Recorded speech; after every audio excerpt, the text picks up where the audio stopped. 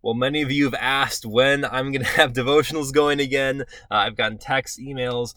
People ask me on Sunday if we're going to have devotionals again. This past week was really crazy with getting back together for church, and I had a lot of stuff going on, so I didn't get to the devotionals. But rest assured, we're back. We're doing devotionals every day, and I'm excited about doing them again.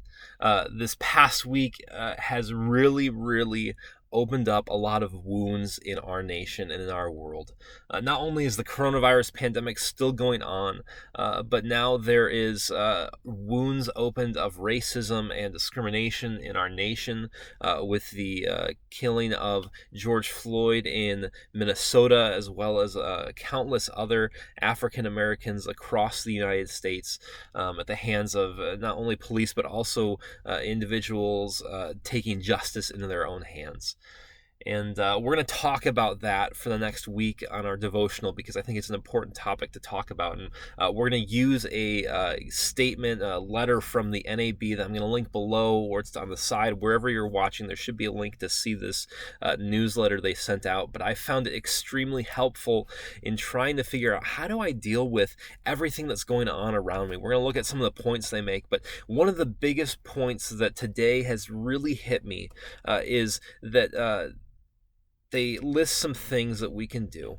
And it says, does racism matter to you? If so, here are some things you can do. And these are very important things to think about.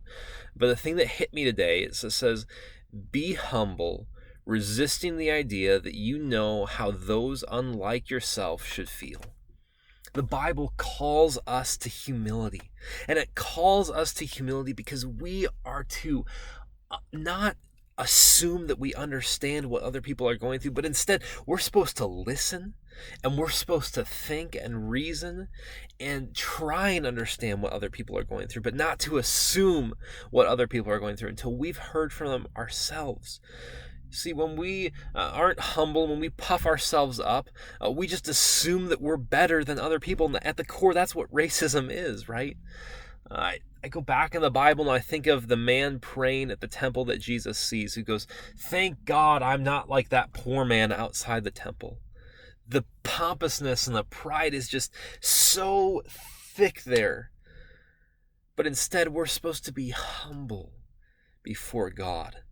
And if we're humble before God, that means we don't assume that we know what's going on.